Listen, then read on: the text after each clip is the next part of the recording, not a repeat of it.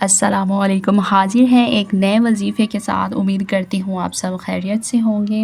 آج کا جو ہمارا ٹاپک ہے وظائف کا، وہ ہے جادو ٹونے کے اوپر، کیونکہ آج کل حسد اور بغض اتنا بڑھ چکا ہے نا کہ لوگ ایک دوسرے کو نقصان پہنچانے کے لیے کسی بھی حد تک گر جاتے ہیں۔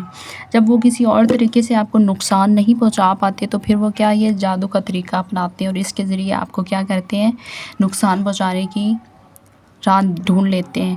جادو ٹونے سے انسان پہ بیماریاں بھی آتی ہیں، مشکلات بھی آتی ہیں۔ اگر یہ چیز ہو تو یہ جاتی ہے، لیکن آپ نے اس کا آگے توڑ بھی بتایا گیا۔ یہ ایک تسبیح آپ نے روزانہ کی کرنی ہے، اپنی حفاظت کے لیے اس کو معمول بنا لینا۔ وہ کیا ہے، یا قابضو کی ایک تسبیح آپ نے روزانہ پڑھ کے اپنے اوپر پھونک مار لیا کرنا ہے۔ اس کے علاوہ ایک اللہ تعالیٰ کا اور نام ہے، اس کو بھی یہ جادو کے توڑ کے لیے استعمال کیا جاتا ہے، یا قہارو۔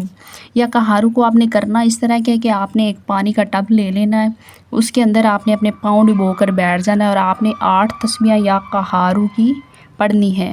اور جیسے ہی آپ کی ایک تسبیح مکمل ہو، آپ نے وہ پانی میں جو پاؤں ڈبوئے ہوئے ہیں ان کے اوپر آپ نے پھونک مار دیا کرنا ہے، اور اسی طرح آپ نے 8 تسبیحیں مکمل کرنی۔ نمبر 3 پہ جو وظیفہ آتا ہے، یہ جب آپ صلی اللہ علیہ وسلم پر جادو ٹونا ہوا تھا، دیکھیں ان پہ بھی اثر ہو گیا تھا، تو ہم کیا چیز ہے، تو تب کون سی صورتیں نازل ہوئی تھی؟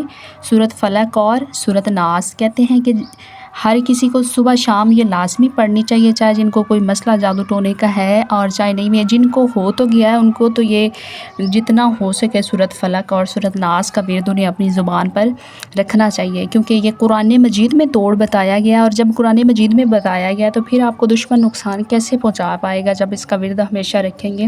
اس کے ساتھ ساتھ آپ صلی اللہ علیہ وسلم نے فرمایا کہ جس گھر میں سورۃ بقرہ کی آخری 2 آیات پڑھی جائیں یا سورۃ بقرہ مکمل پڑھی جائے، اس گھر میں کیا ہوتا ہے، شیطان 3 دن کے لیے داخل نہیں ہوتا۔ اور جیسے بھی اگر کسی کو یہ مسئلہ بن جائے تو اسے چاہیے کہ وہ 40 دن کے لیے اپنے گھر کے اندر سورۃ بقرہ کی ریکارڈنگ چلائیں۔